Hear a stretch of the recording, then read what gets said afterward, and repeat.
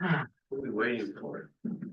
We're starting now. We're starting. So I'm gonna go ahead and call the meeting to order, since we don't have a, go ahead. We're gonna do the pledge of allegiance, if you would. Yes. Oh, yeah. Back.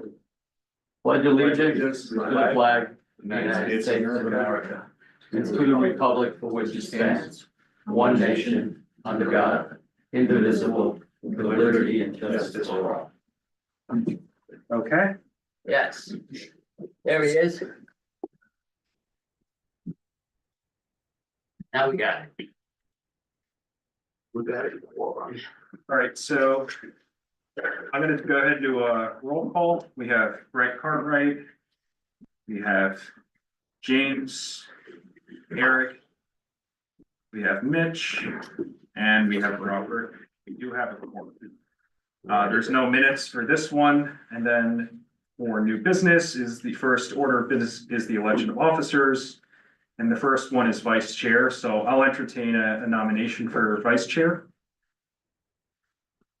I think you were vice chair last time. I think you would like to. No, I'm fine. I think it worked great the way it was. I'm gonna give you What? I'm gonna give you So how's that between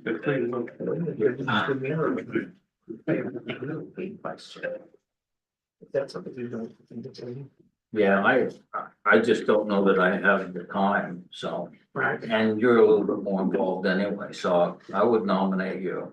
All right, there's a nomination. I second it. Okay. Don't know that you need to second it, but. Vice chair? Yeah, it's not much to it. Are there any other nominations for vice chair? I would nominate. You want to nominate James? Yeah. Please. Okay, so there's two nominations on the floor, Brett and James. So, that creates a situation where you all have to vote. There's 5 of you, so it's gonna be a majority vote and, having not dealt with this previously or necessarily anticipated this, perhaps the way I've seen this done is the best I can go from is basically you all have to write down who you vote for and then. Or if you want to just do an open vote, probably. you wanna just do an open vote. It's up to you guys how you want to do it. Let's do an open vote if that's okay. By a show of hands, who would like Brett to be the vice chair? No, the chair. What? You're gonna be the chair, right? No, vice chair. But the chair already assigned. Don't we have to do a chair? The chair, so that's a good question. So the chair is set by the supervisors, that was set at Owens. So Okay. we can only That's- appoint That's already been decided. You know, you're the vice chair, right? And You're gonna be the vice You're chair. gonna be the vice chair. Right, yeah. He's gonna be the vice chair. So by a show of hands, vice chair, Brett. 1, 2. Everyone, we need an actual vote here. Come on, We got Mitch. 1, 2, I'm not voting for myself. Mitch. 3, okay. Against? Abstain? One against? Abstain? How did you vote, Robert? I can't vote, I'm just the, Yeah, you're a member of you're a member. oh, I didn't know. Yes, I hate. All right, well, I'll join the majority. Okay, so it's 4-1. So Brett, you are the vice chair. There you go. Okay. The next order of business, actually, at this point, I then turn it over to you since you are now the acting All right. chairperson. Thank you all for reassigning me the vice chair. And let's see, where's our minutes? The next one would be the recording secretary, right? Recording secretary. Who would, Alex.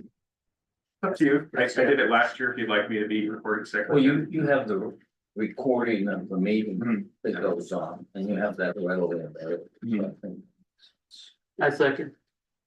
So you make the motion, So, so you're gonna have to all vote on it then. Yeah.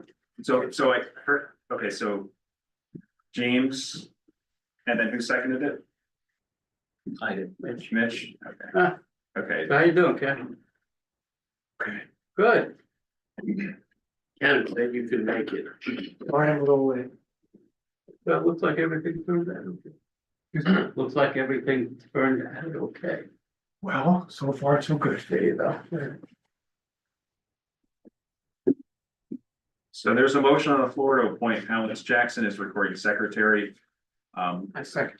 And you, at this point, you could, if you want, call a vote, or you could have discussion, Call vote. and you can entertain public comment as well.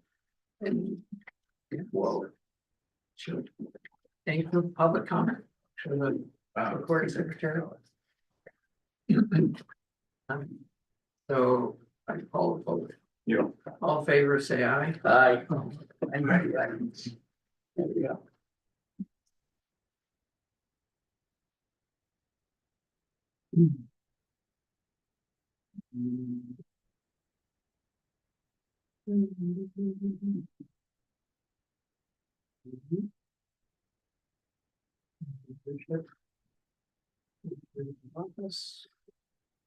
I brought that in.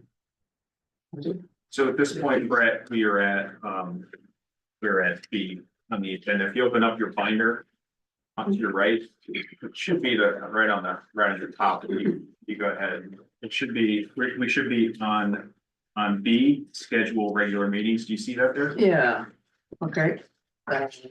Regular means we might have an option.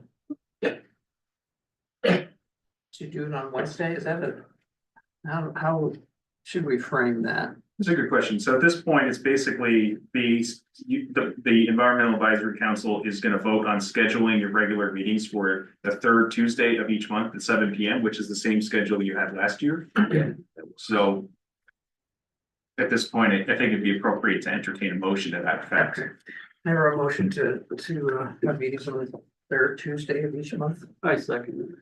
All in favor? Aye. Okay, And schedule C is November, and December meetings. Well, Wednesday, which seems to work. yeah, so Brett, let me just clarify this. So you have the third Tuesday of each month all the way through October. And then because there's a schedule conflict in November and December, with the supervisors, you guys would just move it to the Wednesday instead of the Tuesday, basically. Okay. Motion to move those two meetings. I second. All in favor? Aye. Aye. Okay. Work sessions.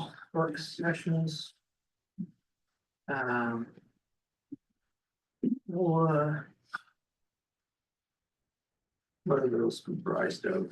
Yeah, so that's a good question. So a work session is a public meeting just like this. It's just called something different. You can still carry out business and vote and everything, but it would be advertised. The idea here is that the Environmental Advisory Council, should you not have quorum, should you have bad weather or something else happens, and you have to cancel a meeting, this would allow you all to meet in 2 weeks as opposed to waiting a full month. Good idea. So that I talked to the township and they suggested that the first Wednesday of each month is available. It's up to you guys if you want to do it at 6 p.m. or 7 p.m. Your regular meetings are at 7 p.m. I have a question about the work session. Yeah. Why? Is it still set in such a way that the agenda has to be advertised so many So days this is in like advance? And it can't be back. changed? Yeah. Back. The agenda has to be advertised 24 hours in advance, so you have all the same rules, basically. And you can't change it? Well, you can change it, once it's been posted, you can't change it, but you have up to 24 hours. Does that make sense? Does that answer your question? No, it makes no, it's the answer to the question, but it makes no sense whatsoever. Well, so the Sunshine Act requires, I understand. You can always bring something up in I public understand. comments, though. you can also add a standing item on your agenda that has like comment from the EAC or something like that, which would allow you to talk about things that may not actually be on the agenda. I've seen other organizations, public agencies do that, gives you a little more flexibility, like, comment or discussion or any other concerns or something like that. That's an option. Is that kind of what you're looking for? Yeah, something like that, just so we can actually have a work session. Yeah, we can have a standing line item on the agenda if that's But I'm what very much in favor of having a work session you're because in favor of the work session. meeting for a couple hours once a month, we're not getting much done very quick. It's true. At least that's my own personal opinion. Good discussion. Does anyone else, I think it's a good idea. you think it's a good idea to have the work session? Is the first As Wednesday as a backup, yeah. as a backup? Exactly, James. So these work sessions, they would require the quorum of the full council, That's correct? correct. Okay. You want to meet at 7 or 6?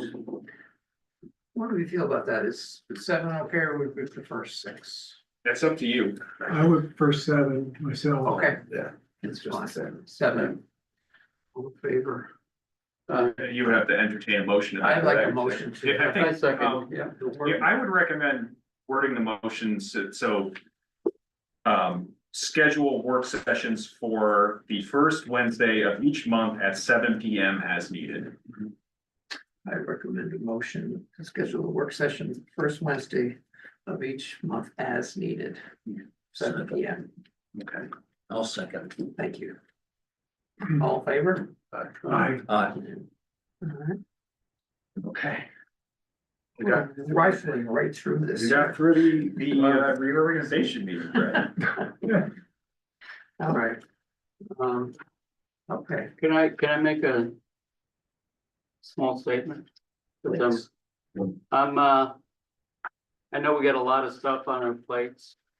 Okay, but we have the ordinance and we have a copy, everybody's got a copy. And I think we should just focus primarily on just environment. Because we're the Environment Action Committee, specifically whatever the ordinance tells us or mandates that we do. And stick to that, and then when we get through that at a meeting, and then after we've addressed everything that's environmental, then maybe we can bring in something other than that we feel that might be needs to be addressed, rather than just because I feel like we lose focus at the meetings, and to keep ourselves focused, it's just primarily just do the environmental, and at the end, after we've addressed everything, then we should bring in new business. Sense. And I thought that what we were supposed to do was this. Powers the council, Yeah, it's right. and that is very specific to what the board of supervisors. I think have asked that us to do. I think that's kind of like condensed. Okay, that's been condensed rather than the ordinance has is 3 pages, that's like a half a page. And I know that they have things that we should be concerned of, or that they mandate, they would like us to address special things. And we should, what I'm saying is that we should focus on the environmental and then bring in anything else, so this way we keep focused on our purpose. Can I just interject real briefly, Mr. Chairman? So at this point, I think it's very good discussion, but I would recommend taking public comment and then adjourning the reorganization meeting, and then if you want to have that discussion, do it during the regular meeting. So you'll have to take public comment and then adjourn, then we start another meeting. okay, Procedural. yeah. And we need public comment on what we just went through in the organization. Yes, sir. I'd like to say, first of all, I'm thrilled to be here. I really am. I was pleased when Michael Albert agreed to change positions with me, so I got off the sewer authority. I came here, he went there. And I think all of the goals on this draft list are great goals. And that I'm hoping we can really make a difference in it. I spoke briefly with Pat, who just happened to pass in the post office one day and found out she wasn't gonna be here tonight. So I'll save some remarks for when she goes back, but my feeling is that this commission, whatever we call it, it's so vital that it really is, you know, the planning commission gets all the accolades, but so much can happen here that we really need. And I'm even thinking, and we can discuss this when Pat comes back, of instead of the, Environmental Advisory Committee, maybe something like the Environmental Action Committee. Because we really should be pushing for what we want. And I think it's the best opportunity we have to really shape the future of the township. And to me, the future is, let's say, wavering between what's coming as far as, let's say, density in certain areas and preserving the rest of it so that it's the Smithfield that we all want, and it's rural or it's bucolic or whatever. And one of the things I had proposed when the signage ordinance was is still being debated by the joint committee of the supervisors and the planning commission, which was rejected just because of legal questions, was scenic corridors, where we say there are certain parts of Smithfield that should never be tampered with. It shouldn't have signs. It shouldn't be, it should remain rural. One, for instance, is from about County Bridge Road to the north to the line of Middle Smithfield, where right now there is nothing. And it's beautiful because of that. And I'd love to stay that way. Another one is River Road, where we whatever development it is, it should be consistent with what we want. Eric, you know that. Yeah. So those are things we can control or we can push for. And the other thing I feel very strongly is we have a chance here to really be leaders in this county by what we do and what we're pushing for, because there's nobody here. I don't think there's any township that is this coherent in what they want. And the other part of it is that there are two organizations in the county, and I've served at times on the boards of both of them. One is Pocota Heritage Land Trust, and the other is Broadhead Water. And I consider them both to be living in some past age where they can talk about all these great things they're going to preserve, but there's no view of, well, how do people use it? Or what's it going to look like? Or how do we keep this area in a way where we have to acknowledge growth, but we don't need it everywhere? I mean, these are questions that nobody's asking. And I think there are questions we can ask, not only for Smithfield, but just be the leaders of the whole county and what we feel is important. And I think a lot of people that live here think the same thing. So I'm not going to make any more speech until Pat gets here, but I just want to say that, I hope you welcome me, but I feel very good being here. You're welcomed here. Indeed, you were very welcome. Thank you. That was well spotted. I'm glad you're here. Yeah, yeah, we need your. Well, if I get a few smiles, I guess I'm on the right track. You're on the right track. Your enthusiasm is certainly, You're participating, yeah, okay? yeah.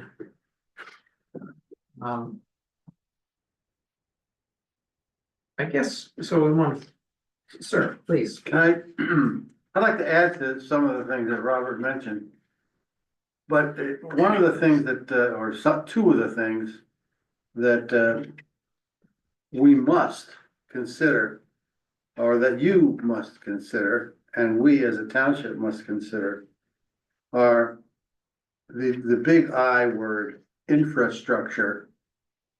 Not that that's an environmental issue so much as it is a township issue, an energy issue, so forth and so on. But it is an environmental issue because it involves especially sewers, water, and of course the grid. And we've got problems. Anyone who's ever sat in their home when a windstorm blows and the power goes out knows that. The fact that the most, as Robert well knows, we've had this discussion, most of the power grid is pole mounted, it's aerial. It's not buried, should be, but it's not. And it puts tremendous weight on those poor old poles, which fall down sometimes or get hit with trees, so forth and so on. So I think that's something that you might consider putting on your agenda, along with the all-important sewers, which, as we know, the sand mounds that now exist for the most part throughout the residential areas are prone to failure. And when it rains hard, the stuff that comes out of those flows down into, the Creeks. Sambo, the Broadhead watershed, so forth. So these are issues, certainly issues that's important for you to consider and take up. I think Doug is absolutely right, and just like to add that when you look at the power grid, I said this years ago, and nobody does anything, and it's not just us, it's the power company saying, okay, look, let's just look at where the failure rate is the highest, on poles and trees that fall into them. The winds are something that are pretty predictable when they come from certain directions. Well, okay, what is the statistics over the last 20 years of where you've had breaks and you've had to fix them? Let's start there. Let's put those underground. It's the beginning. Here. And these are questions for engineers. Yeah. And I mean, it's not so much something that you guys need to consider, but I think it is because it has to do with wind, rain, softening the ground, trees fall, and there's your problem.